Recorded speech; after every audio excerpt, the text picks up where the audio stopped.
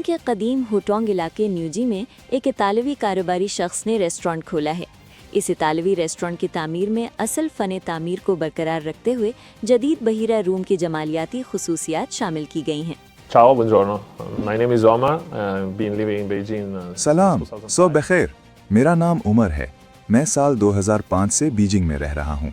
ये मेरा इटालवी रेस्तोरां है जो होतुंग में वाक़ है। खुशामदीद।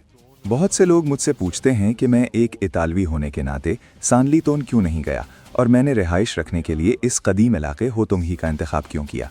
मेरे ख्याल में होतुंग के इलाके से आगे फेयुआन टेम्पल की तरह मुझे अपने लिए चीनी तर्ज ज़िंदगी का सबसे मुस्तनद जायका मिलता है और मेरे लिए ये जगह बीजिंग की असल रूह को भी महसूस करवाती है। इसीलिए मैं खुद को शहर के इस इलाके से बहुत करीब महसूस करता हूँ। मुझे फेयुआन टेम्पल पसंद है क्योंकि ये एक पुरसुकून और बहुत आरामदेह जगह है। यहाँ खूबसूरत पवेलियन और कदीम दरख्त हैं, लेकिन जैसे ही आप होतुंग से बाहर कदम रखते हैं वहाँ का मंजर बिल्कुल मुख्तलिफ होता है। लोग इधर उधर चल रहे होते हैं और अपना कारोबार भी कर रहे होते हैं। ये एक बहुत खूबसूरत इम्तिजाज है। ये मुझे कुछ हद तक अपने रेस्टोरेंट में तख्लीक करने की कोशिश की याद दिलाता है। अगर आप बाहर से देखें तो रिवायती चीनी सहन में रंगीन शीशों के साथ हमारा बाहर का हिस्सा बहुत पुरअमन और पुरसुकून है, लेकिन जैसे ही मेहमान दरवाज़ा खोलकर अंदर कदम रखते हैं तो उन्हें बिल्कुल मुख्तलिफ तजुर्बा मिलता है। अंदर के हिस्से में बहुत ज़्यादा इतालवी अंदाज है, गर्म जोश और पुरजोश जगह है। मैं चाहता हूं कि ज़्यादा से ज़्यादा लोग, चाहे वो यहाँ रहते हों, काम करते हों या बस गुजर रहे हों, यहाँ खुशामदीद कहने का एहसास पाएं। हम चाहते हैं कि मोहल्ले में असली इतालवी जायका और माहौल ले आएं। उमर के मुताबिक मकामी बस्ती के दोस्ताना गर्मजोशी ने एक गैर मुल्की शहर को घर में बदल दिया। I studied business and economics. While I was studying, China started becoming... मैंने बिजनेस और इकोनॉमिक्स की तालीम हासिल की। इस दौरान चीन तरक्की और तब्दीलियों की वजह से हमारी मुतालियाती गुफ्तगू का मौजू बन गया। तब मैंने सोचा कि मेरे लिए ये कुदरती रब्त बन गया है कि मैं अपनी तहकीक की ज़ाती ख्वाहिश और कारोबारी मुताले के साथ चीन को दरियाफ्त करूं।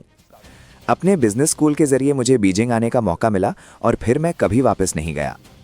जब मैं पहली बार बीजिंग आया तो मैं मैंडरिन ज़बान नहीं बोल सकता था। ज़बान की रुकावट और सकाफ़ती फ़र्क यकीनन बड़ा चैलेंज था।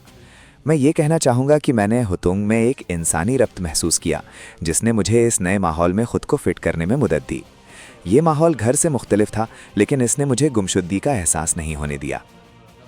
बीजिंग हमेशा एक बड़ा बैनुल-अक़वामी शहर रहा है जहाँ दुनिया के हर कोने से लोग आते हैं। बीजिंग में रहते हुए मैंने एक वक्त में महसूस किया कि ये कुछ हद तक मेरे वतन इटली जैसा भी है।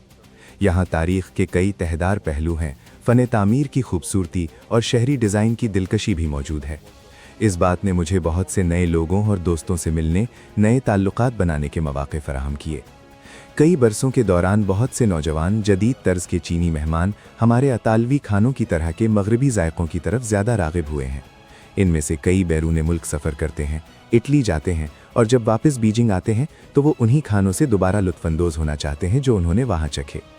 हमारे लिए ये सिर्फ कारोबार या रेस्टोरेंट नहीं है, बल्कि एक खुला घर है, एक बड़ा घर जहाँ हम बीजिंग से, चीन से और ज़ाहिर है दुनिया के दीगर ममालिक से आए हुए दोस्तों और मेहमानों का इस्तकबाल करते हैं।